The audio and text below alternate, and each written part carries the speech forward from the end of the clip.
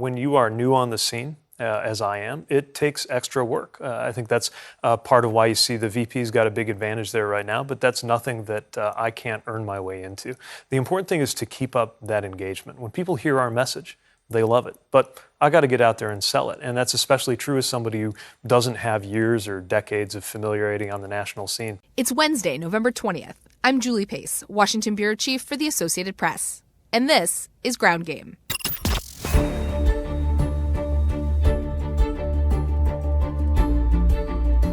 Democrats hang on to their only governorship in the Deep South, despite President Donald Trump's efforts to swing the race in Louisiana back to the GOP. These are very dishonest people.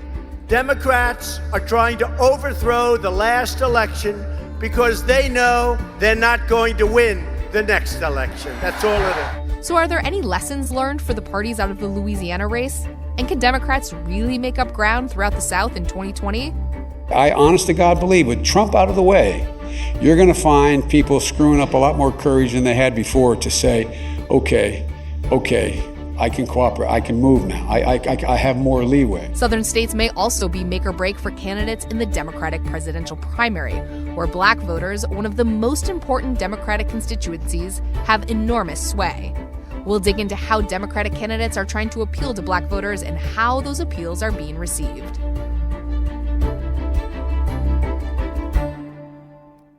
Louisiana Governor John Bel Edwards held off his Republican challenger over the weekend. He's the only Democratic governor in the Deep South, an area where Democrats have basically been wiped out of statewide office.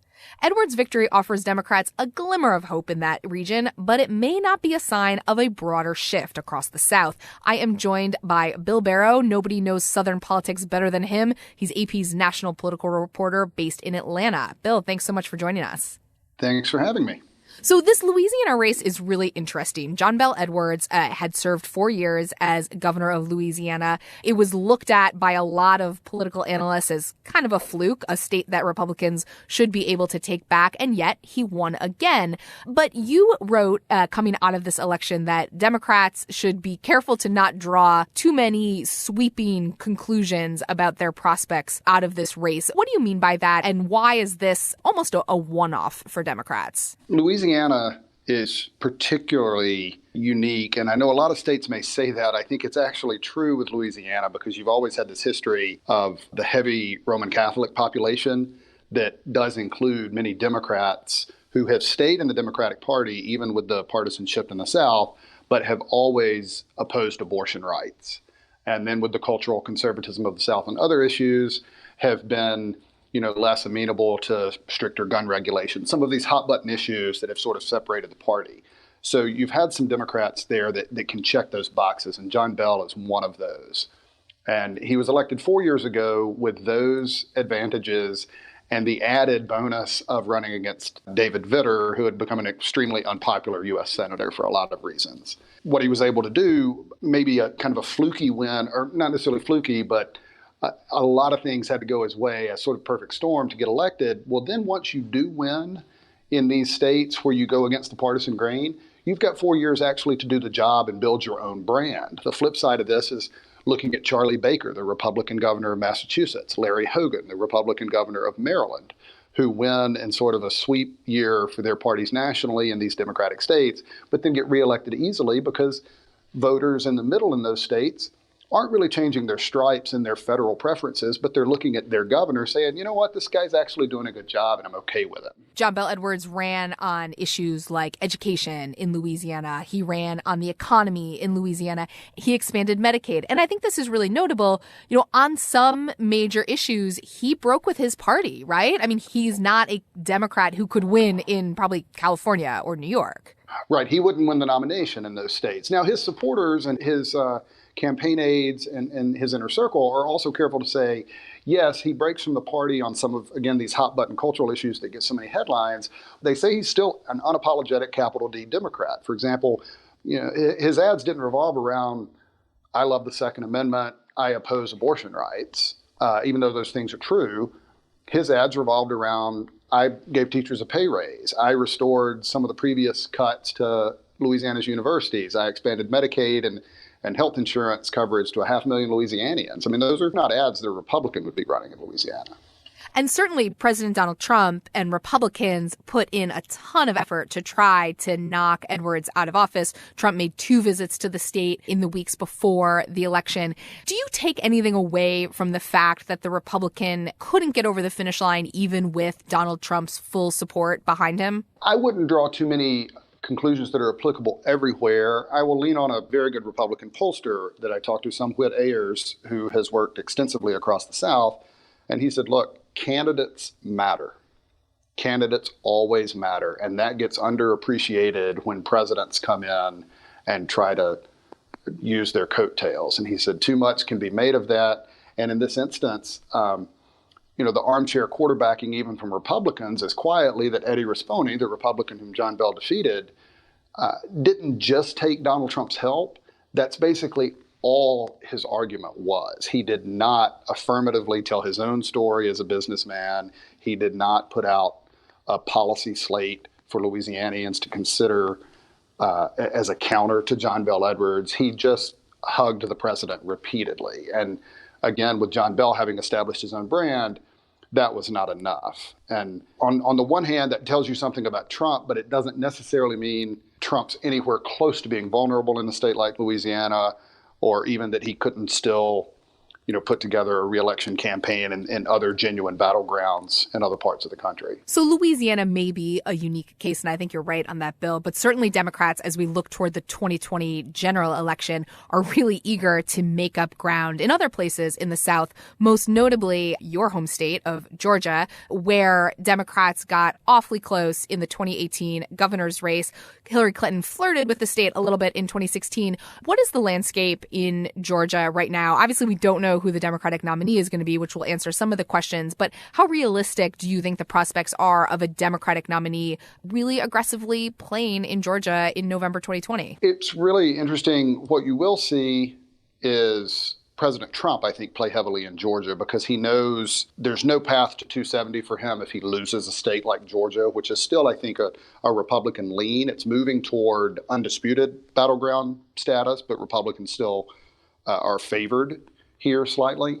He won this state by 5 percentage points in 2016. He can come here and both raise money for Republicans in Metro Atlanta, but also go into South Georgia and generate the huge crowds that he loves. So I think you'll see the president come here a lot. Democrats' play here, as you referenced, I think will depend somewhat out of the gate on who they nominate. The conventional wisdom is that someone more towards the center from the mainstream establishment of their party would be able to take better advantage of Trump's struggles in these northern Atlanta suburbs with a lot of white college-educated Republican leaners that are unhappy with the president, and that perhaps someone like Elizabeth Warren probably could not tap into that as easily and might not put Georgia on the map. So that's step one. Step two would just be how much money they have. Democrats don't have to have Georgia to get to 270. That's not their primary path. It is a primary path for Trump, so he has to come protect his home turf. If Democrats do raise money and can build the kind of national organization, I think we would see them here, if nothing else, just pressuring President Trump and Republicans to have to spend their boatloads of money here because every dime spent in Georgia is not spent in Michigan, Wisconsin, Pennsylvania, and Ohio and North Carolina. I think that's such an important point, Bill. It's not just Democrats fighting in Georgia to actually win the state. It's fighting to put President Trump on defense. Now, the advantage he has is that if his fundraising holds up, he's got a ton of money. He can play pretty much everywhere. But if he has to go campaign in Georgia in the closing days of the 2020 election, that's not where he wants to be. He wants to be in those other states you mentioned, Michigan, Pennsylvania. From his perspective, he wants to pick off places like Minnesota or even New Mexico. I want to pick up, though, on one other state you mentioned there, North Carolina. So I covered the 2008 Obama election. North Carolina was seen by the Obama campaign as just this embodiment of the shifting South. Obama was able to pick that state off from Republicans. He held his convention in Charlotte in 2012, and then the state shifted back to the Republicans.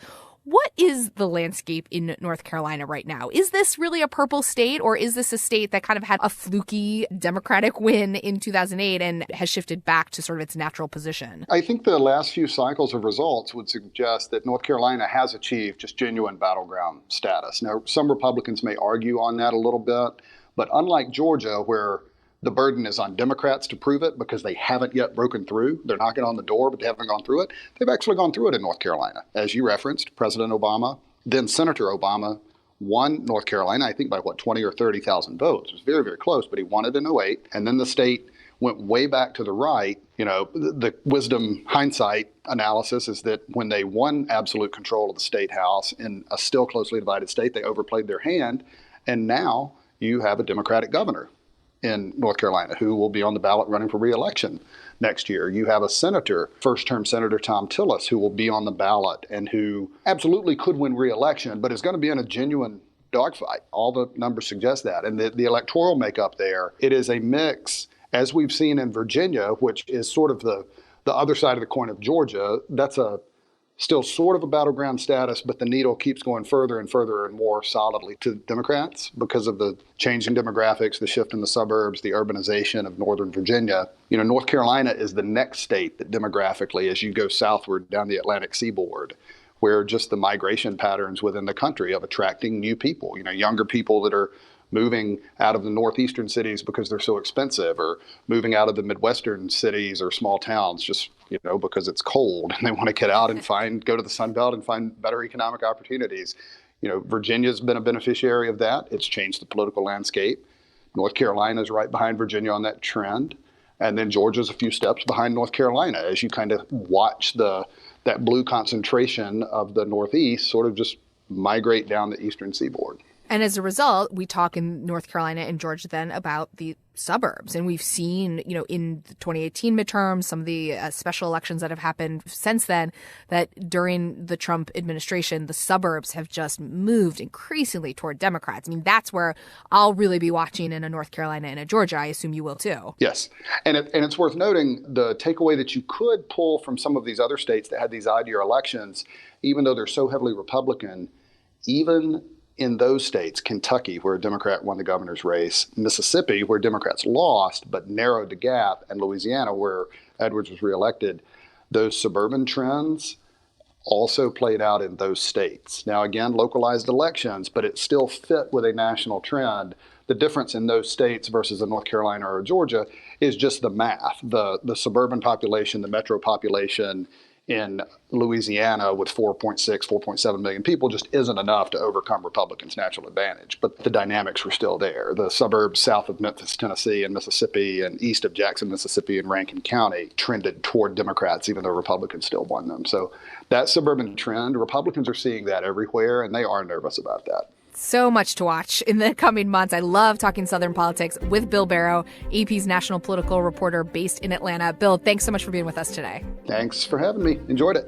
Next up on Ground Game, we look at how Democratic candidates are trying to appeal to Black voters, one of the most powerful voting blocs in America.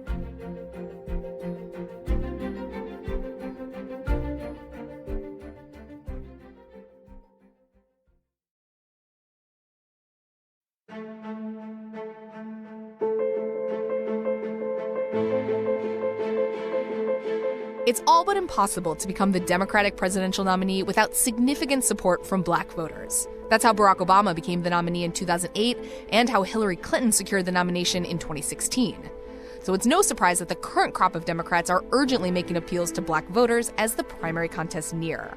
Erin Haynes is AP's national race and ethnicity writer, and she spent the last several months really diving into these questions of how the Democratic candidates are trying to build their support with Black voters and how those overtures are being received. Erin is joining us from Atlanta, where she was just at an event with Pete Buttigieg at Morehouse. She's on her way to South Carolina, the first primary contest that will really give us a sense of where Black voters are in the 2020 contest. Erin, thank you so much for being with us. Thanks so much for having me. It's good to be here. This is fun because this is basically going to be a version of the conversation Erin and I have been having ourselves over the phone for the last couple of months. Erin, I want to just start with this event at Morehouse. Pete Buttigieg was there.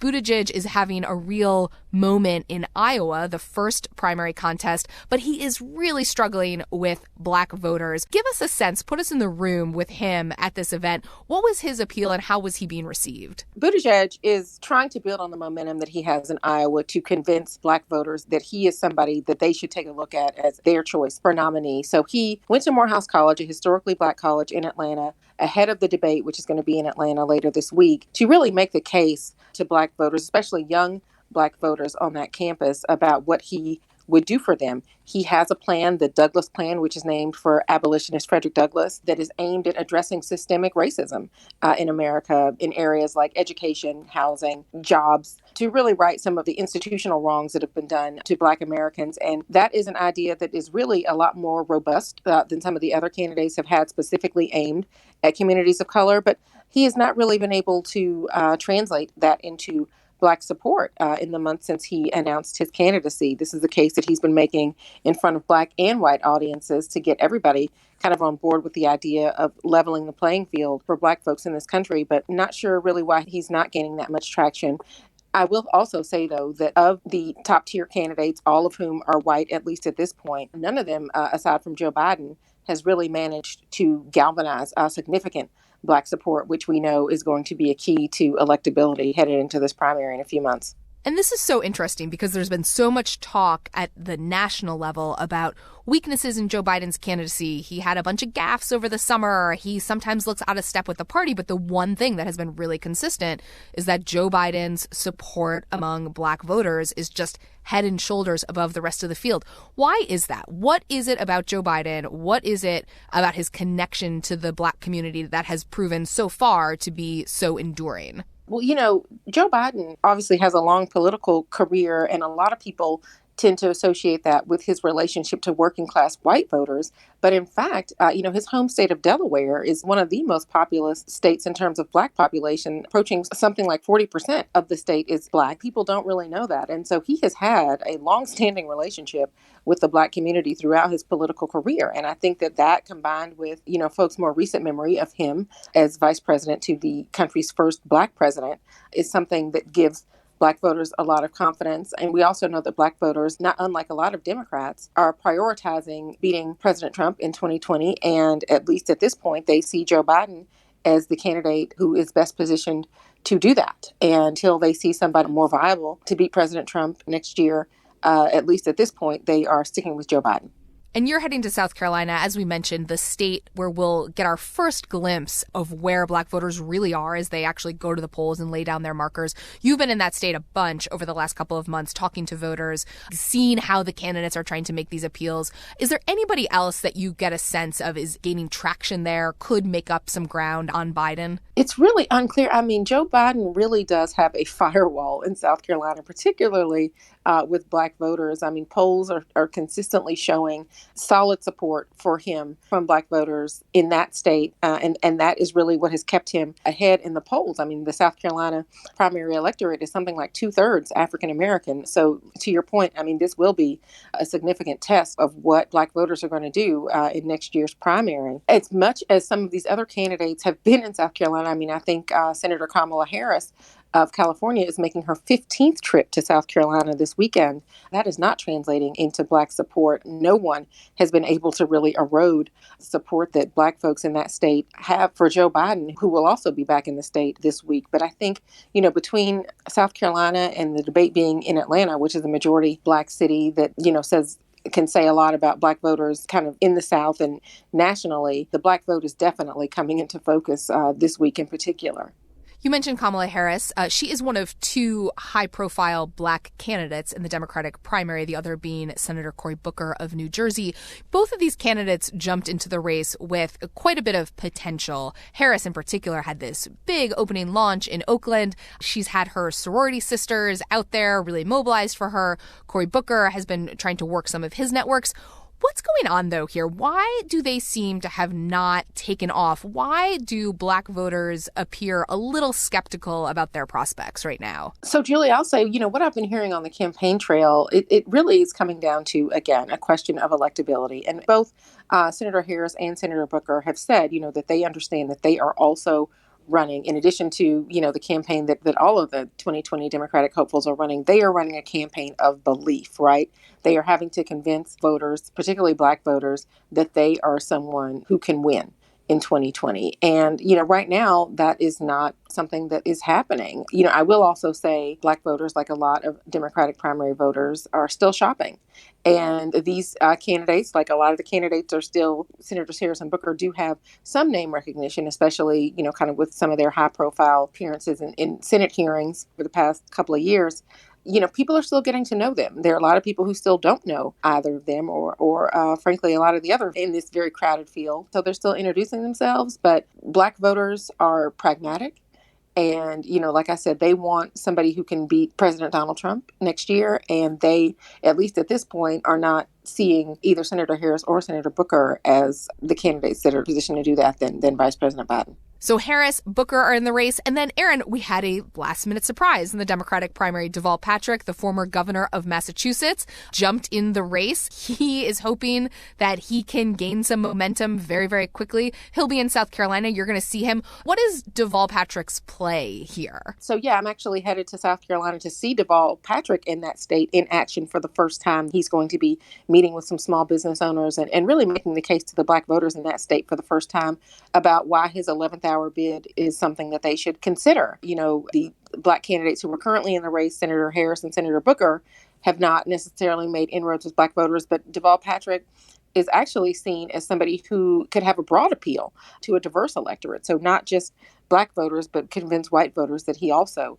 is somebody that they should be looking at. And so, when we talk about electability, so often we talk about for the white candidates who are kind of in this top tier status, whether they can attract Black voters. But now you're going to have 3 pretty high profile African-American Democrats. And the question for them, as much as it is for white candidates, is can these Black candidates really have a broader appeal to a white electorate that could then maybe convince Black voters that they are electable? There is one candidate, Erin, that we've talked about, you and I, a little bit on this topic, and that's Elizabeth Warren, who you've been at some events with her where she was speaking to predominantly Black women, where she's gotten a really great reception. And I think one of the things we'll be watching in the next couple of months is whether that, does translate into votes. How has she been received in front of these audiences? And is she somebody that you think has a chance of cutting into Biden's support, particularly, as I mentioned, with Black women? Well, I think that that's definitely the case that she is trying to make. I mean, we're going to see it again this week, actually, coming out of the debate. She is going to also be at a historically Black college here in Atlanta, Clark Atlanta University, where she is speaking specifically to Black women. She's going to deliver an address talking about Black women and the labor movement, getting very specific and wanting to reach that audience and to let them know that she understands them and what her plans are for that community. And I think that that is something that we have seen Black women responding to on the campaign trail. Her signature, I have a plan for that, is something that always draws cheers, but also, her experiences as a young mother with young children, with the challenges of childcare, how she's able to kind of have that conversation, but then pivot to talk about how she understands that even as she struggled, she knows that Black women have an even more difficult struggle. So kind of addressing her white privilege, even as she is connecting with them over those shared challenges of motherhood and childcare, is something that has resonated with those audiences as well. And she's also meeting, kind of privately with Black women activists to hear from them. And a lot of them say that they feel like she really has listened to them about their priorities. They have challenged her as a progressive white woman on whether, that she will actually support their priorities if elected president. And so she's taken some tough questions from them and they respect her for that. So she's definitely getting a look from Black women, especially, who are the backbone of the Democratic Party and are going to be hugely important in this primary. We'll see how that translates into votes come early next winter. Fascinating. So much to dig into here, Errin. Erin Haynes is AP's national race and ethnicity writer. You'll be hearing from her a lot on Ground Game. She's really focused on where Black voters are in the 2020 primary, as she mentioned, the backbone of this party. Erin, thank you so much for taking the time to be with us. Thanks for having me. That's it for this week's Ground Game from the Associated Press. We'll be here every Wednesday for the latest political news from the Beltway and beyond. Be sure to tell a friend about us, and please subscribe, rate, and review wherever you get your podcasts. Thanks for listening. From the Westwood One Podcast Network.